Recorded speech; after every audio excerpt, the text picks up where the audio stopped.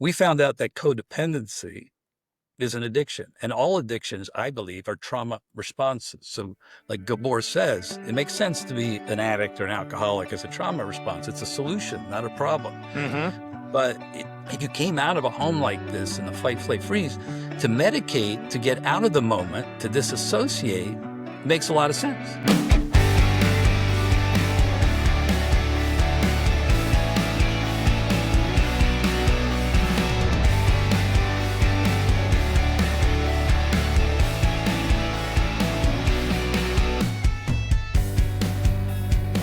Welcome to Running Free. I'm your host, Jesse Karajat, and I am here with Dr. Jamie Huysman, like the Heisman Trophy. How you doing, Dr. Huysman?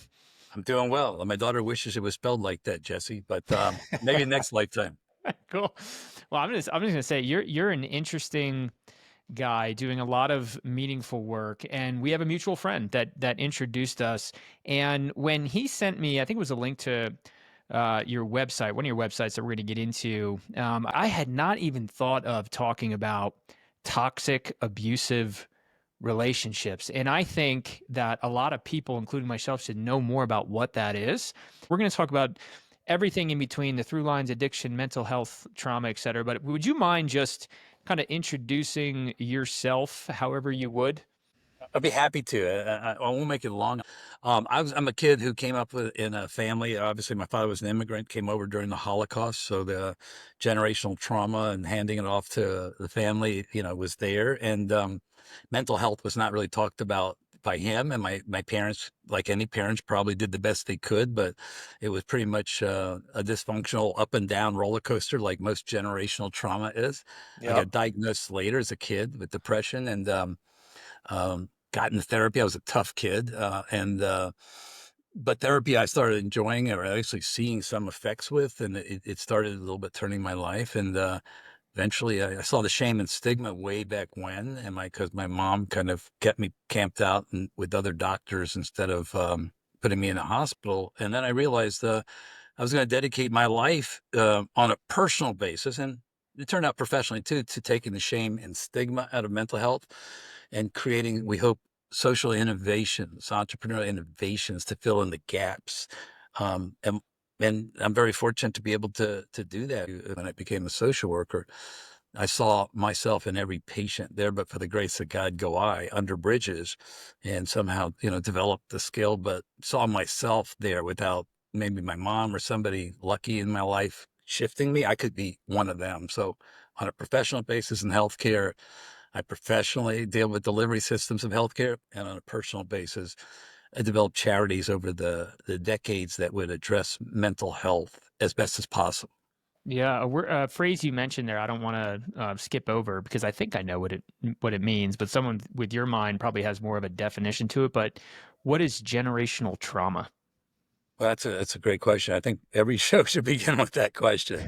You know, we're doomed to recreate our dramas and traumas, Jesse, of our families until we intervene on them. And that's what we often say. We have another saying, we'll get into the Star Network, where I say, if you don't break the family trauma will break you. So generational trauma is probably, our parents probably did the best they could. Most of them do. I testify in courts against the ones I know crossed the line feloniously, but they did what their parents did, handed off to us. And unfortunately, parenting used to be a lot of operant conditioning, which is kind of Skinner, where, intermittent reinforcement, you get good stuff one day for a kid, you get not so good the next day. Your parents can't see all of your behavior because 8 hours you're in school. And to be a parent, the best parent possible is to be fair, consistent, and available. That's the three things. So generational trauma is we keep carrying on from our parents what they did. And if we have an opportunity to understand that operant conditioning only works best in two environments, one of which you know too well, it's the military and in prisons. Why? Because it's a controlled environment and it's used to more regimentized, systematic, consistent application of the intervention. It doesn't work in childhood. It just doesn't. And somehow we've passed it on and developed even in our kids this fight, flight, freeze, and we'll get into complex trauma, but the fawn response, which is the codependent response as kids. So we keep pushing that generational. My dad, God rest his soul, was a Holocaust survivor. So he had inside of him, trauma already that he handed my sister and I because he hadn't worked through it. But generational trauma is really, our parents probably thinking they did the best they could or got a book like mine did from Dr. Spock. And it really wasn't the way to raise a child. And so we just tend to recreate the dramas of our parents. And we hope we can break the generational trauma with ourselves first and our Mhm. kids next. Yeah, I love that. Hey, you said something else I want to just double click on real quick. Fair, consistent, and available. How did you set that up? Did you say that should be the goal of parents, or that's good Yeah, I parenting? Just really believe it. Let's get real about parenting. Because I testify in court. I'm an expert witness in court and family court, and the poop shows of toxic relationships are played out in high conflict, relationships there. I'll walk in, I'll see a guy or girls, whoever's charged with a felony, screaming to their child, I love you. And, their love is what they learned as a child, maybe some insane things, but we learn what love is in a weird way. And so I understand that the ones that cross the line, and I'll testify against them or I'll do mitigation in trials. But being fair, consistent, and available should be the North Star for parents. That literally is it. Not telling your kid, I love you 100,000 times and not doing the work. Mm. But really doing the work on yourself as opposed to telling your kid, attracting them through your activities, but being fair, consistent, and available, then you really will avoid a lot of the fight, flight, freeze, and fawn response because the child will feel, I call neuro safe. They know what to expect. You keep them on the railroad tracks of value-based parenting. You Mm. keep them neuro safe, breath work, and go see your therapist and chill. But controlling a child is a four-letter word to me because most parents don't do what they say they need to do with their kids. So, like me, I don't know about your background. Every time my parents said something to me and they didn't do it, I got more oppositional, got more crazy, said this is hypocritical. Right. What are you telling me? So yeah, the quintessential sort of gold standard, I think, for parenting or even caregiving, which was the last cherry I had, is to be fair, consistent, and available.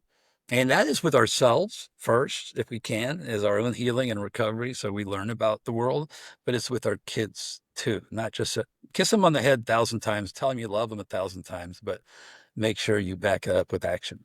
Yeah, well, and the action just could be being available, right? Clearing out all of the things that are competing for your time by being Yeah. physically available, because that Yeah. shows so much more Totally. love than just saying I love you 100 times, right? Yeah, I don't know if I'd be as good a father. I really loved being a dad, and I'm older. I don't know if I'd be as good a father before because now I can tell my boss, listen, great that I'm working for Optum, United Health, and well, I'm happy to do it. But my kid at 3 o'clock, when she gets off of school, comes first. Mm. And I could do that now. And I don't know the insanity. We're all works in progress, right? I'm not a Buddha, but I think having my child now with understanding, obviously, the trauma model, therapy, my own therapy, and where I am today, makes me more, I think, I don't know what to say, compassionate or understanding, or also puts the onus on me to be fair, consistent, and available, both in my life and hers. Yeah, yeah. How did you navigate in your career to a point where you are now putting all of your focus and talent and experience into this very specific area of toxic abusive relationships? Well, it's fascinating in some ways, but it's also harrowing in others. So I was a business person years ago. I actually did real estate, commercial real estate. Felt a bit spiritually bankrupt in the process. Mm, well put. Was pretty okay and successful, but couldn't wake up and feel really good about myself. My sister convinced me to go back to school in social work. I didn't want it. I said, "Look, Pam, I'm going to get out of social work school and get $5 an hour at the state hospital. 3 years Right, of that's a big study, change. big change." I said. She said, "Yeah, but there's 37 women and 2 men in our class. You may get a date." Shallow motives. I never got the date. I did get the degree in social work in the '80s, and then I went on to really believe and learn about trauma through working with cops and firemen. I really was always fascinated by people like yourself, the military or cops who run into burning homes while others are running out. And I learned trauma model even though I learned it in my head, not in my heart. That was yet to come. And I started working with cops and firemen, and got lucky and got it, took the business side and the clinical side, and ended up running rehabs and psych units, and um, which was wonderful, and do program, even though I like clinical work better. But for mental health, you have to learn it, because there's a real split between the medical and the mental, right? There's Yeah. siloed worlds of mental and medical, and never the twain shall meet. And this is the reason why the costs in healthcare are so high, is that our doctors aren't aware of the mind and body connection. They'll just carve out the psych places and say, go. And I'll look at them, because I work now at a company called WellMed, which I say it loudly because it's a good group, and I love my boss and the founder. But you know, it's important that the doctors learn that the mind and body are inextricably bound up, that the costs of going into a treatment, into a hospital, which is a 3-day length of stay for, 20,000 bucks, could be from anxiety or depression. And if they properly could treat it, that would be great. In fact, I tell them, look, it's not like diabetes or measuring numbers, or, COPD. PD. I said, this is, our people will either relapse or suicide on you if they don't have access. They don't have somebody there. So mental health was always there. I put it now in the medical world as I integrate it into the medical world, and try to break down these silos. And so, the cool thing about psychology, it's kind of paralleled where healthcare is now.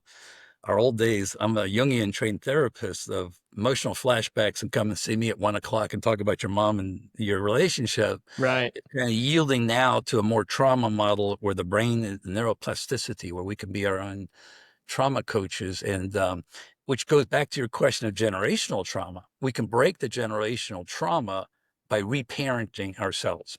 We never befriend our neurological system. Our parents weren't aware of the fight, flight, freeze, and fawn response. But now that we are, we can. Look, 1 in 10 Americans today struggle with alcohol use disorder, and I was one of them. Did you know that there is a safe, science backed daily pill that you can take to drink less or even quit alcohol for good? It's called naltrexone, a doctor prescribed medication that you get online, and our sponsor, Or Health, is the nation's leading provider of naltrexone. To date, Or Health has helped over 35,000 people find freedom from alcohol, and I'm proudly one of them. To get started, text STRENGTH to 710 710. Again, that's STRENGTH to 710 710, and get started on your journey to finally find freedom from alcohol. Yeah, well, something I really like look for opportunities to talk about is integrated care, the integrated model, because there is a big movement. If you look at just from the type of content we talk on this show, like I'm exposed to statistics, and when you look at preventable deaths in America, and you look at the leading causes, so many of them are driven by lifestyle choices, and they are truly preventable, right? And it has never made sense to me why, let's just say, like a healthcare organization could on floor 3 have behavioral health therapists that are seeing patients in a silo, and then 2 floors down you have primary care doctors and family doctors who are talking to a patient who is clearly smoking and drinking and depressed, and those variables are driving their physical health outcomes, but we're just addressing the physical health outcomes. So to have like a truly integrated system where you have doctors and workflows and medical assistants that pick up on these key indicators that say, hey, this person answered this to a questionnaire. We know this about them. How do we extend an olive branch and an invitation to behavioral health so that we're addressing the whole person, not just the symptom as it presents itself, right? The metrics and analytics and the outcome studies are there now. All one has to do is go to cdc.gov and look at the ACEs studies by Kaiser Permanente, the longitudinal studies of how many adverse childhood experiences you have. And if you have 4 or greater, you're more likely to either be in prison, in a rehab, or 10 years shorter of a lifespan with those social determinants of health. Yeah. Mental health grew up in the shame and stigma, the dunk the drunk world, the Salem witches world, because we ourselves couldn't look at ourselves, and it was always somebody else's issue until it happened to us. Whereas the medical world could live more, open, and had been around. We had to evolve tough. We went through, Freud and Jung and Adler, and eventually now we're in the world of Gabor Mate and trauma world. Yeah. Healthcare was always in the sunshine. So when I started working in the medical world, bringing psych, and I have to tell you, you're a military guy, so the military does it better than most. Integrative health, they do much better than most, and certainly commercial insurances and healthcare groups. But proof positive, and then I'll leave it to you because we're not going to solve the healthcare world on this hour. But when I started putting psychiatrists and nurse practitioners and PAs into medical clinics, Yeah. especially in Miami, because Miami's a heavy Cuban American area, right? Then shame and stigma. I'm not going to be sitting in a psychiatrist's office, you know? As soon as I started integrating it properly, whereas the medical assistant or the front desk, after they saw their doctor, would then walk the patient to the nurse practitioner for psychopharmacological interventions or SSRIs or whatever, the engagement and compliance went sky high. The most difficult treatment resistant people, all you had to do is take them out of a psychiatrist's office and put them in their medical primary care office, and they had no problem going to see Right. their psychiatrist. It also helped the medical world because I know from my own personal mental health challenges or from my patients that I'm much more closer intimately to a mental health professional or psychiatrist. So I'll come in more often. Yeah, Now, same. and I'll see my doctor. And if my doctor can see me more often, I'm less likely to be in a hospital and make costing them money. Same. So we had to do studies, and I did here, to look at that. But the future is, brighter. But unfortunately, it almost has to happen to people Yeah. for them to become aware that this is just as important as any health care is mental health care. That there is no health without mental health. Yeah. Because all you need to do is start instead of the chicken bones, voodoo, Santeria, and 12 steps that they think we are. Yeah. Start training them on the neurology of the system, right? The fight, flight, freeze, fawn response, the cortisol output, the inflammation, the adrenal glands, the fight, flight, freeze is medical. They don't really understand that the neurological system, the calming of the vagus nerve, is done through breath work, is done through Pilates or yoga. They can actually befriend themselves. If they did, because my doctors are now doing breath work 478 at WellMed, they then would then not see us as voodoo and chicken bones and Freud and what happened at psycho. They'd understand we're part of the neurological system. Yeah. Yeah. And so you'll start training them on a language they'll understand, and I'm sure you'll do well. I think you're more than onto something, but I think what you're hitting on there is like certain people need to have it tied to like an objective, like anatomical kind of like system or benefit for them to see it. And I think that's why you're seeing the explosion of cold exposure and mindfulness, particularly amongst males, right? And I think that's why Exactly. that kind of opens that door to like, hey, there's more going on here than how your body feels. Like it's all kind of works together. And any way that we can, your word, but I think important is destigmatize mental health is a win, is a good thing and a net positive, you know? And taking you back to generational trauma, this is also how to break the generational trauma. Is for men and women, but men are loath to get help. If they understand that by caring for themselves neurologically, basically, you're modeling a new parenting thing, which is emotional regulation. Mm. And you're doing it in a healthy family, which is what our program Tarnon does, co-regulation. That is what really calms the nervous system down. That'll also prevent your hospitalizations. That'll also attract a child, if you will, instead of promote to a child. All of this is, I think, ingredients for the trauma model for we can break the generational trauma. But hey, if you want to go down the celebrity road and talk about either P. Diddy or Johnny Depp, I'm more than happy to, because I think that's how people learn is Yeah, unfortunately well, I through want to pop let's culture. connect it. Let's connect to. How about this? If it's okay with you, why don't we start with more of like a kind of introduction and definition to a toxic abusive relationship, and then like kind of I would love to like selfishly just kind of hear like, hey, what do you think is going on with this whole Diddy trial thing? But let's start with so toxic abusive relationships. Can you just kind of just discuss that open ended? Sure. What is that? Well, listen, let's just take it to the American Psychological Association. We'll take it to the metrics and analytics. 1 out of 8 people really is figured, and men don't report, have a personality disorder of One some out of sort. eight. 1 out of 8. 1 out of 8. And Okay. just think about it, whether it's intimate partners, okay, or it's work sites, or it's teens and tweens, or is it high conflict caregiving, that 1 out of 8 impacts, we think, almost the entire culture, 300 million people in this culture. It's like a pinball. So, what is the cluster B, the personality disorder? Well, it's an attachment disorder. Now, all of us, for your audience, have attachment issues, attachment styles. Mhm. No, there's no real Leave It to Beaver family that they think secured attachment style. As a therapist, I've not seen many. Most of them anxious, avoidant. We did all have attachment issues. That's the new theory of psychology and trauma. But if you hit on 5 indicators or greater, and you end up becoming diagnosed as a borderline, a narcissistic personality disorder, a histrionic, or antisocial, we call them the relationship disorders. That's what we call TAR, toxic abusive relationships. Because when I was in TV, I would have Geraldo or Montel screaming at me, "Hey, cut the psychobabble, Jamie. You're talking to 6 million people."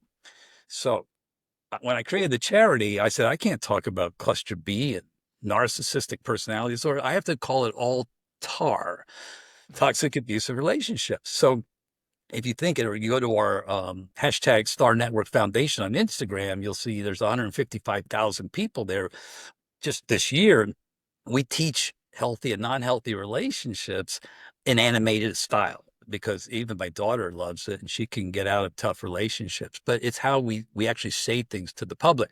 So when I started our charity, I said, hey, we're not going to talk about psychopathology. People run from that. And we're going to talk about TAR, that sticky stuff that you don't even know that when you step into it, whether it's a work site or a partner, or maybe you were raised by a parent that was toxic, you don't even know it, that they love bomb you initially. You know, they elevate you and put you on a pedestal. They value you until they don't. And when you get too close with them intimate wise, they devalue you, they discard you. You start running away. They want to bring you back and you become supply, narcissistic supply to a person who has TAR, toxic abusive relationship. And the most susceptible people are those empaths or codependents Mm. without boundaries, because I do think toxic individuals really do go towards saviors and healthy. I mean, they think healthy rescuers and high achieving people, but and we collectively, including myself, we've all met a toxic individual, and I did as well years ago. We want to save, we want to help, we want things, but then we start seeing what love was again, and we see it through the eyes of a child, which is the first 8 years of our life, which is then what was love? Well, it was that operant conditioning. I had to bring things to my mom or dad. I had to calm them both down. I had to be the peacemaker.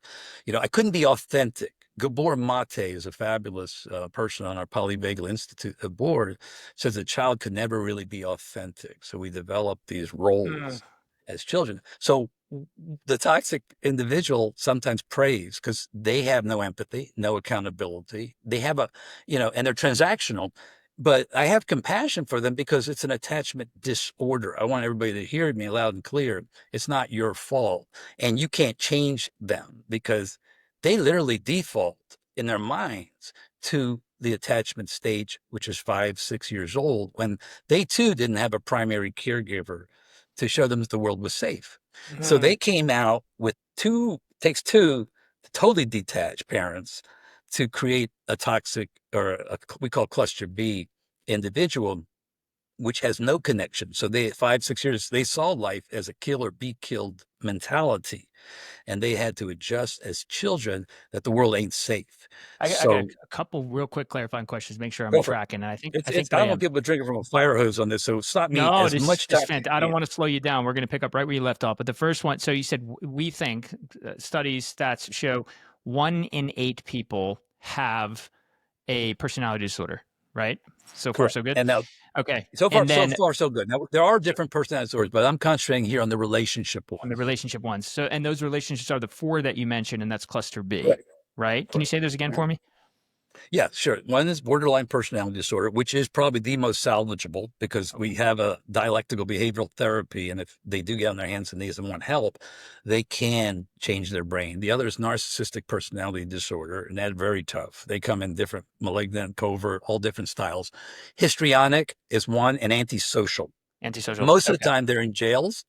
This is what community protection is about for people with no empathy, no account. But sometimes they become CEOs and regional medical directors That's scary. because I have toxic work sites. When I go in, I get called in, or my staff gets called in. I sometimes find somebody who they're high achievers, Jesse. They had to create an image at a young age. They would do what you would not do or I wouldn't do because we have a conscience. So they Mhm. make it to high places. They make it to heads of hospitals, heads of psychopaths, I think CEOs sometimes I'll see. They make it to heads of government. But they really will do what we won't do to get to the top. So Right. I do think it's also a preventable disorder. And one of the reasons our charity does, we call it neuroparenting, and we're scaling on obstetric units. I don't think people really know how not to create Frankenstein. I don't think we teach people breath work or Lamaze method before a child's born, but we don't teach them how not to create a toxic kid.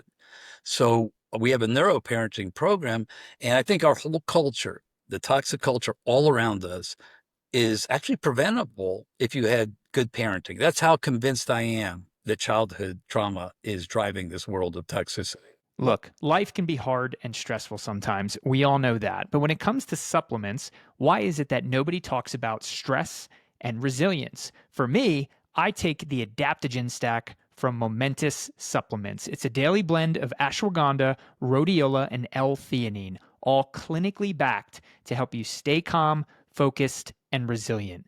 I'm proudly partnered with Momentous Supplements because they are the industry's best. They don't cut corners. Everything's third party tested, used by pro athletes, and high quality. Head to livemomentous.com and use code STRENGTH for 35% off your first order. Again, that's livemomentous.com, code word STRENGTH for 35% off your first order and get started today. And speaking of good parent, but let me just ask you about that. You mentioned that if a child is raised, paraphrasing, in a home with potentially one or two parents, it sounds like two parents is really the problem, but with these toxic, abusive personality traits, that child does not have an environment where they can be authentic.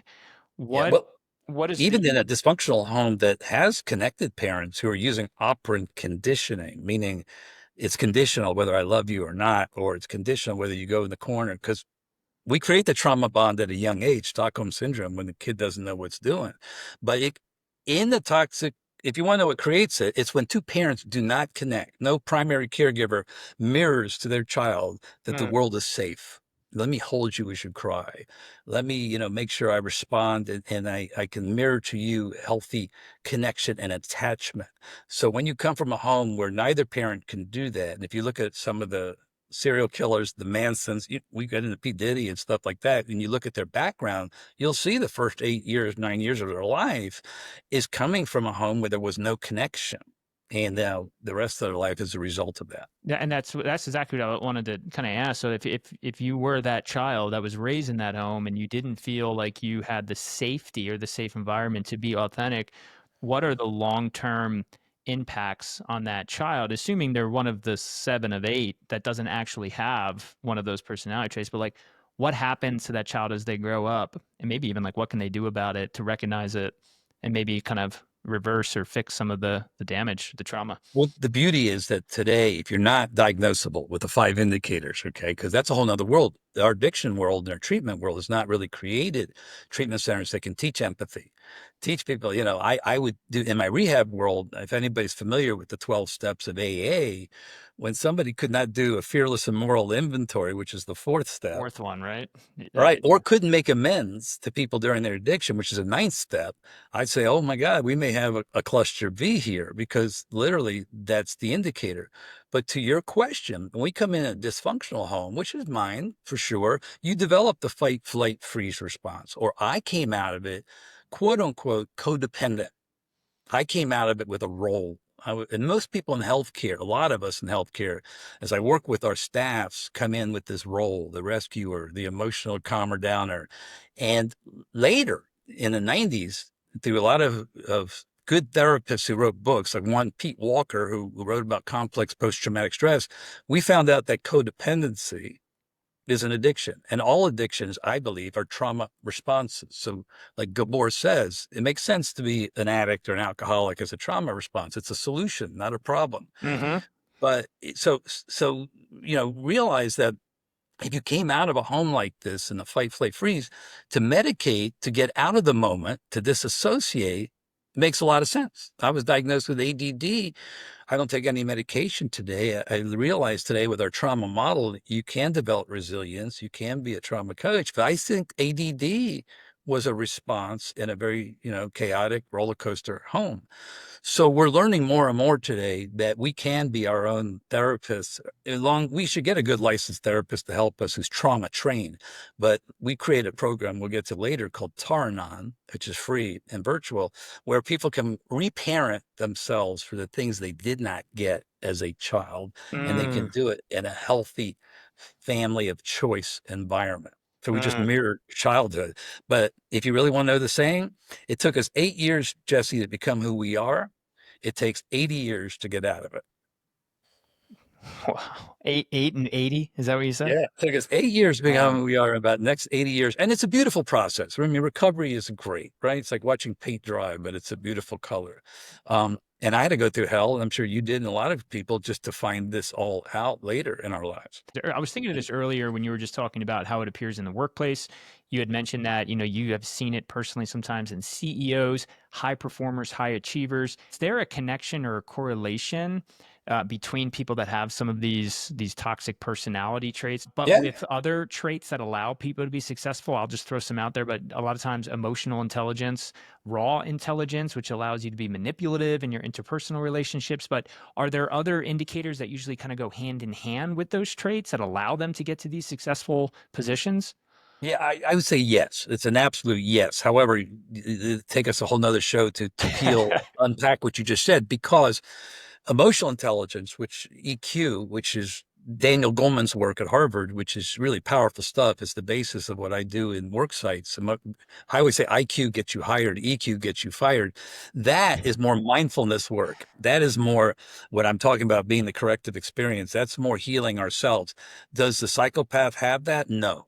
The psychopath is more like Rambo, and they've learned everything of the kill or be killed world. They learned the manipulation. They learned that they don't have a conscience, so they can do things that you and I don't do. And they do. If you don't end up in jail, or you don't end up in a rehab, you chances are you could end up in a high performing position, because we call ourselves the Tar Dojo for our empaths and codependents and people that come into Tarnon. But they learn from 5 years old, 6 years old, the dojo of, this ain't a safe world. I've got to manipulate. I got to transact. I can't give anything about the person in front of me.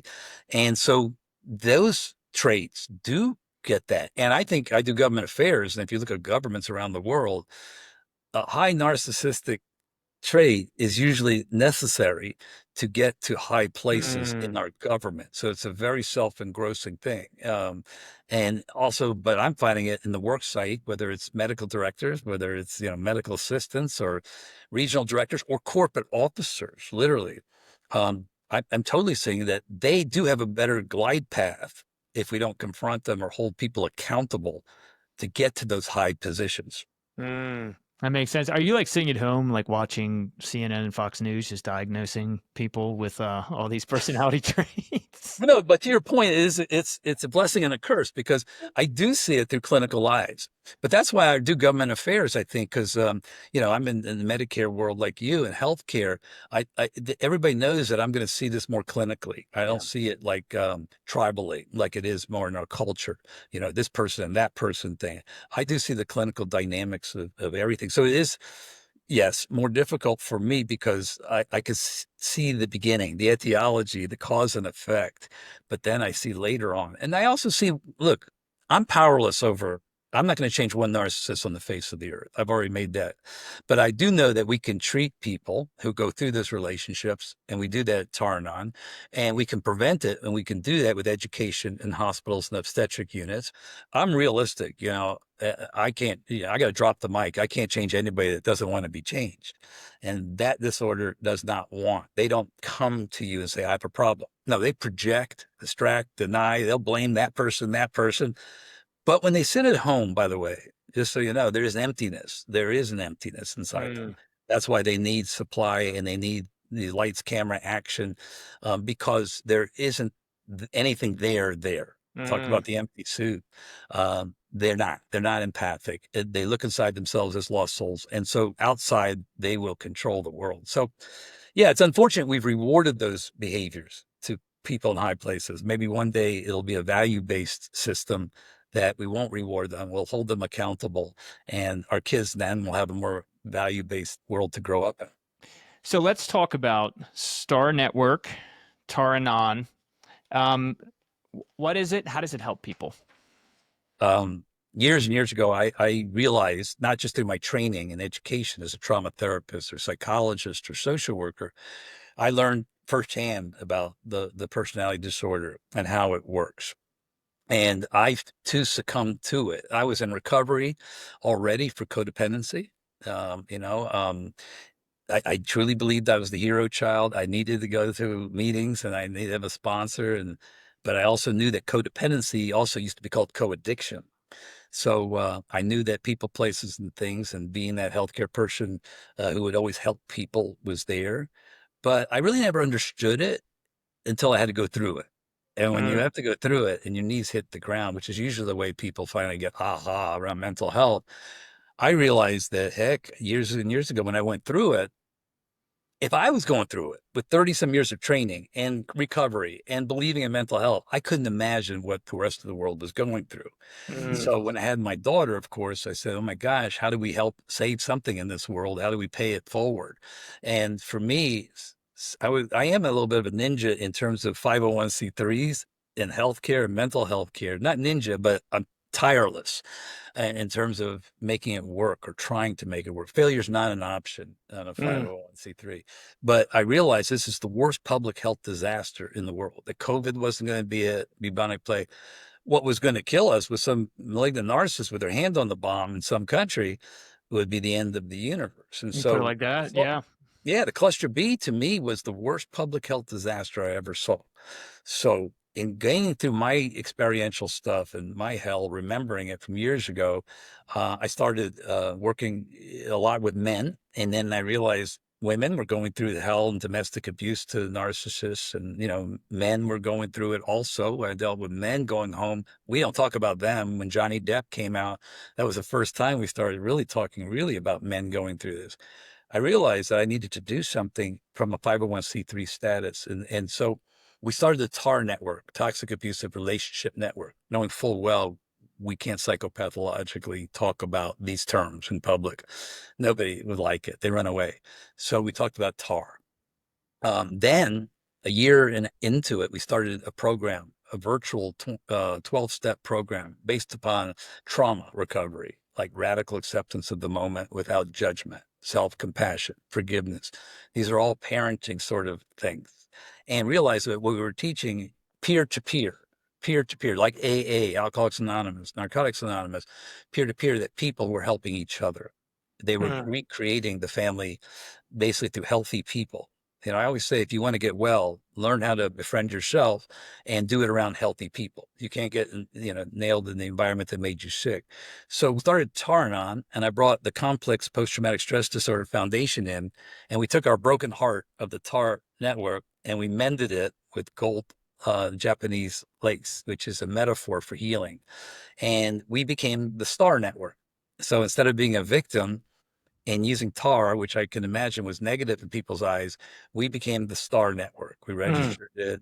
We always say stay gold because stay gold is the authentic path because the child couldn't be authentic. And our goal for our charity is to have people on the road, ourselves first, of authenticity. The child cannot be authentic, okay, is to drop these roles, is to be able to say to the person in front of them what you need to say compassionately.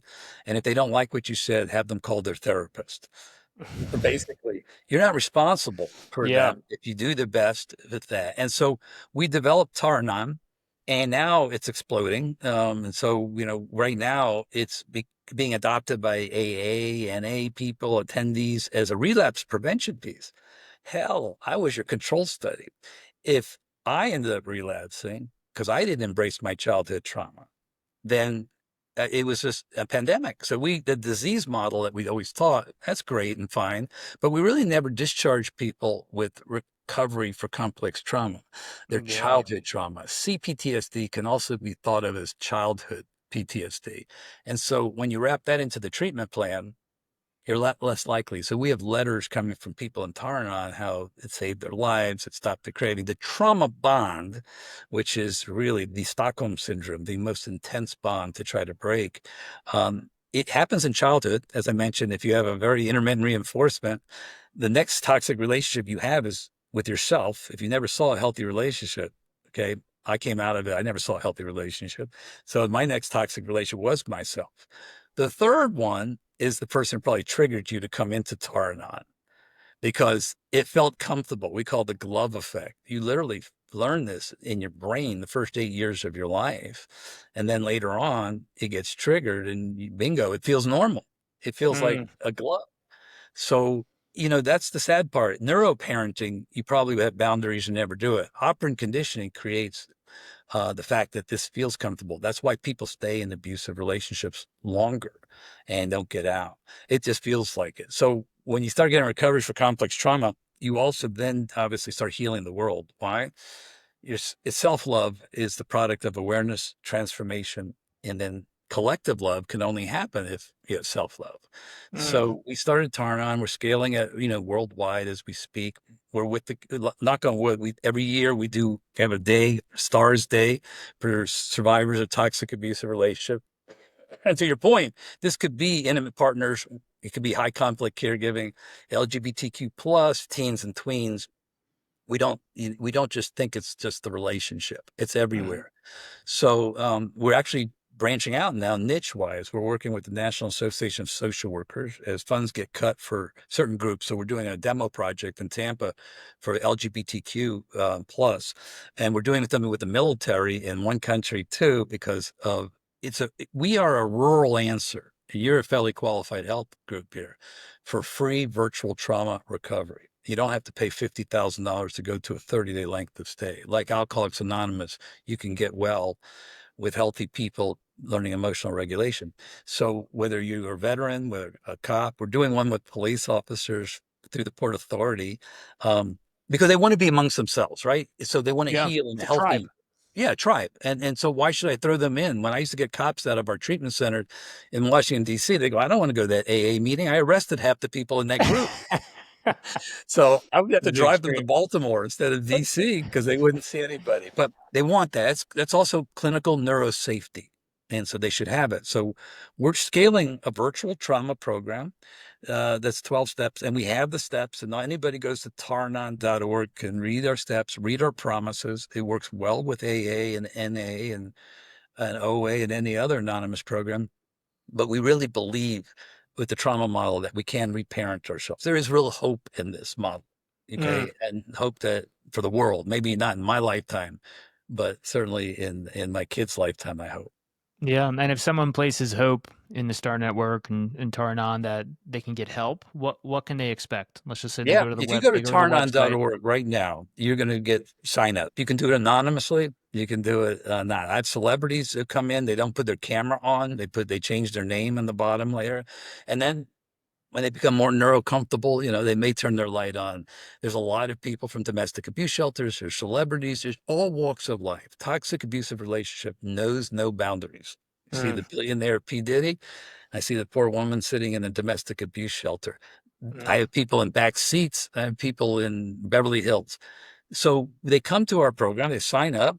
We send them texts, reminders. We do meetings, all week long. Now we have to scale to England and Australia because we became global, and there's no difference. There's just no difference. The attachment disorder is everywhere. In fact, it's maybe even more in the East, where you have in India, where you had domestic abuse was off the scope and women were marginalized, or Maoist China, where if you had a girl, you didn't want it. They didn't have any Mm. attachment with their parent. The Right. girl, forget Zero. it. Right. So you can culturally make this worse. But this is a clinical situation. So you come to Tarnon, you'll find about 50, 60 healthy people. We do a little psychoeducation the first 20 minutes. Then so everybody knows about the recovery world of cluster B and us. And then we open it up to a topic. And then at the end, we do breath work like we do with cops and firemen for 80 seconds so people can calm their nervous system down. And that's basically what Tarnon is. And we're working now every with the Kennedy Forum, as I mentioned, with the Society of Human Resource Management, because in toxic work sites, that's all I'm teaching them is how to regulate. I've got families in clinics and I got families in supporting teams, and I say, you're the mom, you're the dad, you're the child, let's get it together and do some breath work. What's my responsibility in this family here? And you'll see they talk to each other. Connection is the antidote for trauma. Mm. Healthy connection is what creates what's happening now. I don't want to get off on a diatribe. It's a whole nother thing. Is through the internet, we start separating. Through social media, we separate more. Through AI, we're going to separate a lot. We're going to have the most toxic environment in the entire world. And our children, unfortunately, will be a product of that digital world. What heals is connectivity. Mm. Two healthy people, two healthy kids.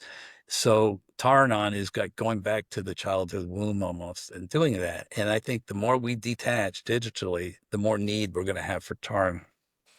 Yeah, I've always thought it's a sad, ironic reality that this invention and explosion of technology, which was meant to connect us, is isolating us.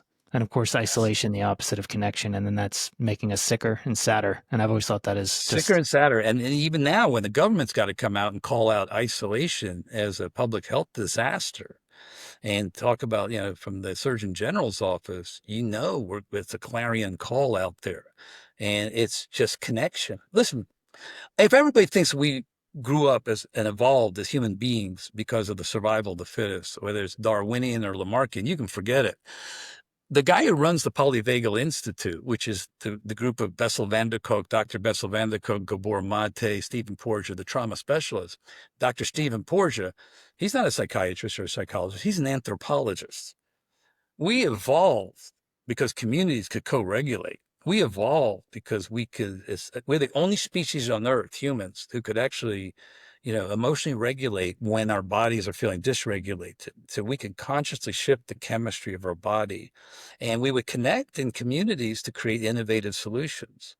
So if we thought it was survival of the fittest, that's also how we raise our kids, unfortunately. It's not. It's the neuroregulation, it's the psychological safety, and it's the real connection between mm, two people that separated the humans from the rest. yeah. Bessel van der Kolk. How do you say that name? Bessel Yeah, van der. Bessel van der Kolk is a psychiatrist who went to Harvard. He was booted out pretty early. He wrote the book, The Body Keeps the Score. I'm on page 379,000 of that book right now. I will get through it eventually. Yeah, you will. And you know what? And it's tough. But Bessel, for your audience sake, got it right. Let me tell you how he got it right, is that the body does keep the score. The mind can distract, it can project, it can deny. I'm a hypnotherapist. I can take you into an induction. I can bring you what we call an abreaction. You'll follow my voice. The mind can do anything. And you see that in narcissistic relationships. It can do word salad. It could gaslight you. But the body keeps the score. If you look at, I'm a boxing guy, so I love Muhammad Ali. He grew up in Miami and stuff, but Muhammad Ali could beat you before you went into the ring, mind wise. But let's face it, he rope a doped it. He got hit. His body got hit a whole lot, and he ended up with Parkinson's. That's the metaphor. Trauma beats up the body. I've seen middle ear surgeries. I've seen kidney disease. I've seen cancer come, but the mind will always tell you something. So in Taranon, we say, let your body think for you. Yeah, we return back to this dysfunction of our bodies, disease, DIS dash, and we able then to read our own bodies and, like you said earlier, do what's right for ourselves, and that's the reparenting. But he was right. Medical issues that's happening, man. Gabor helped me understand to teach our doctors. Quit asking your patient, what's wrong with you. Start asking your patient what happened to you Mm. instead, That's a and big, start. that's an important distinction. Yeah, and the trauma and the social determinants of health. And heck, P. Diddy would say, I had roaches as a kid. My dad died as a gang member. My mom, never looked at me twice. You'll start knowing and understanding all these things that go into the child brain that manifests itself, I think, is creating, unfortunately, a lot of the consequences we see today. Yeah, well said. Well, I'll tell you what, you're doing beautiful, meaningful work.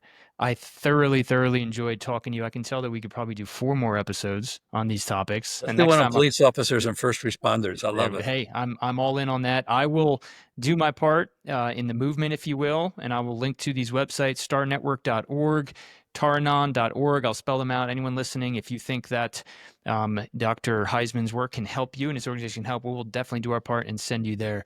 But I'll say this: I'm so grateful to have met you, and I really enjoyed our conversation, Dr. Huysman. Now, listen, Jesse, I'm very happy to. And isn't it natural that we met through a connection of a friend There you go. who, if you think about it and go inside your body, how neat that dude is, right? How he meant to you, and you're in Colorado and me in South Florida, Yep. and how that person is the bridge, the connection to us.